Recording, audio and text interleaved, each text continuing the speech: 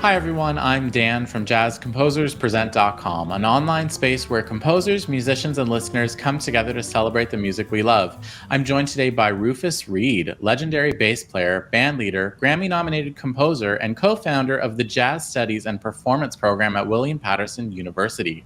Rufus is here to show us his approach to starting a composition. Hello everyone. Thank you for asking me to talk about whatever I do with the compositions. Each and every one of these opportunities that I've been asked to do are different, and fortunately for me, I've had some incredible help, mentors that have been extremely kind and giving me a great deal of information, having not studied composition academically. So I needed all the information that I can get. And I remember doing these workshops that I did in Lake Placid several years ago.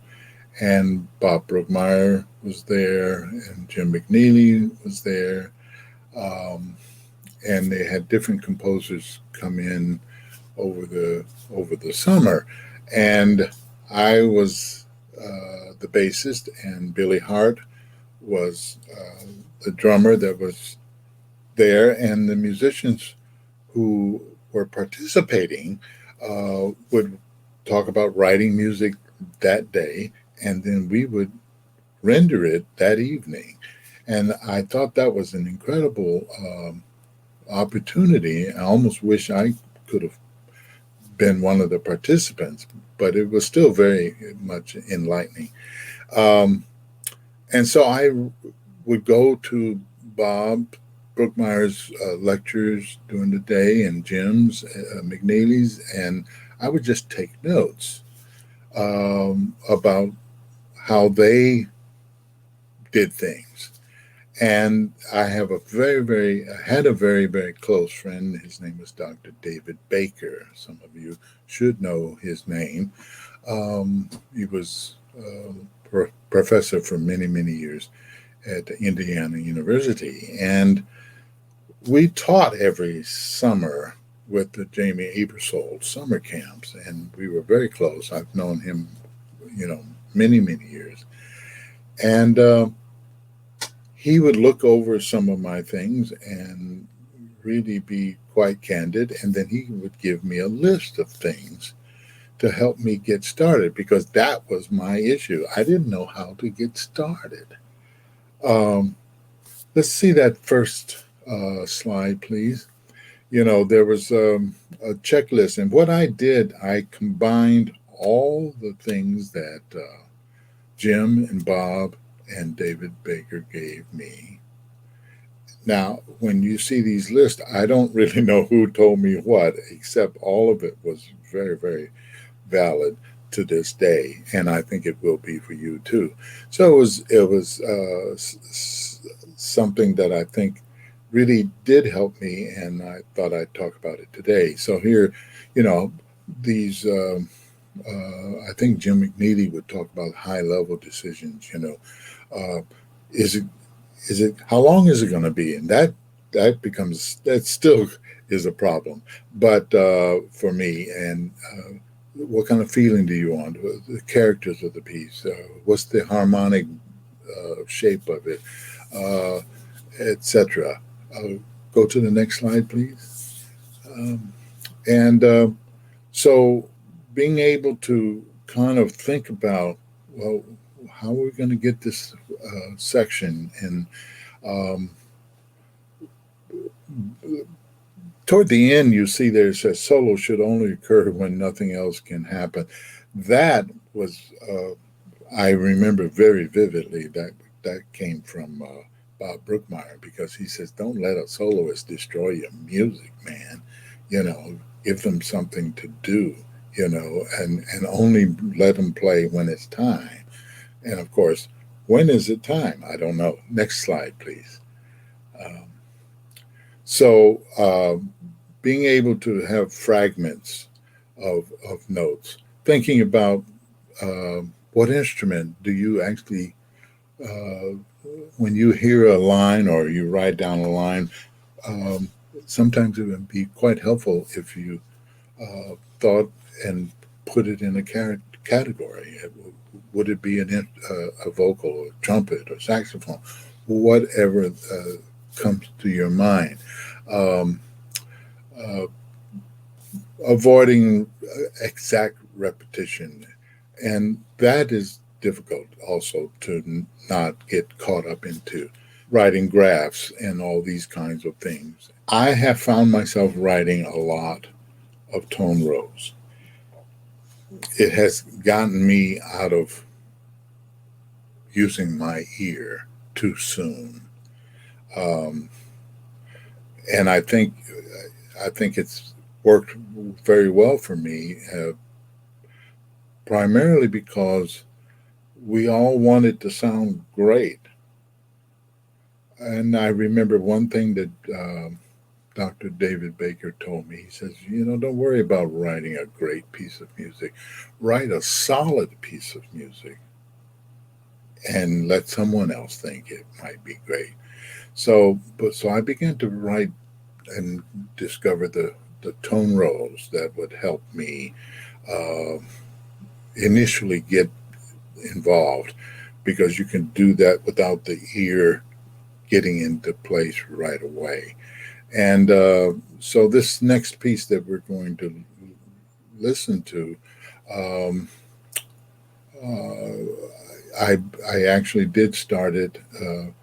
In fact, I had 5 pieces that part of this big band, Quiet Pride, uh, and each one of them had its own row, so to speak, and things developed out of this one. Today, we're going to listen to the arrangement of Singing Head, which was um, just a simple melody stated with the voice, singing into the piano with the pedals down and it would ringing and all this.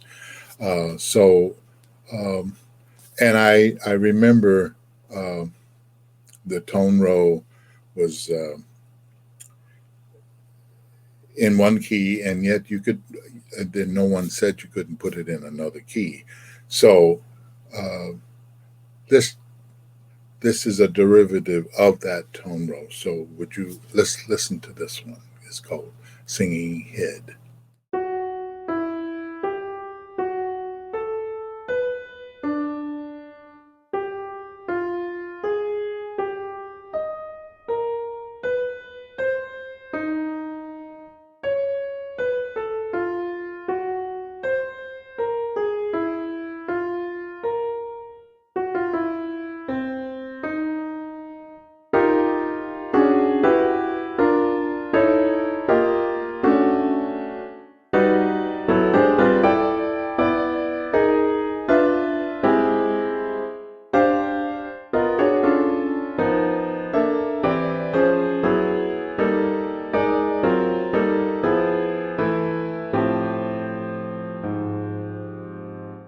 Voicings. I used the melody was different because it was going to be a brass section from the original one, which was the voice.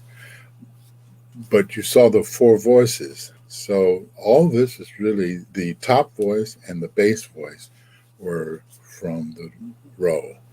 And then I began to bring my ear into it, and then I would try to find out what sounded good to me after. But the bass line was already there, and the top was already there. So then I would just use my ear to try to put that together. And to me, I never would, if my life depended on it, would have never been able to come up with the voicings or the sounds. And I guess I began to utilize the sounds that I are kind of familiar in my head, but it's still, then I began to become a little more specific about, well, I don't like that when moving into that other chord. That's when I began to bring my ear. And to me, like I said before, I would have never even discovered it had I not gone from the tone rolls initially. So now let's just listen to the big band version with the voice and the brass section.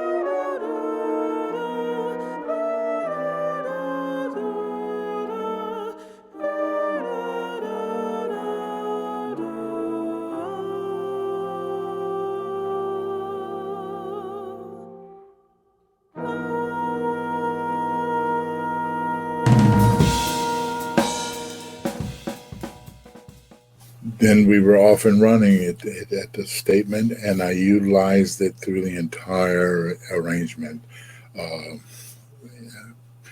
That melody as through the sections and whatnot.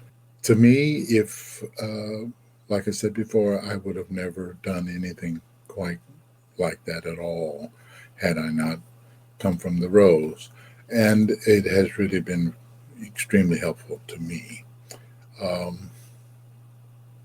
So check it out.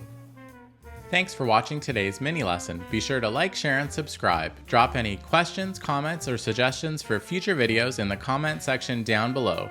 To watch our full-length events and participate in live Q&As with our presenting artists, head over to jazzcomposerspresent.com. Thanks, and we'll see you next time.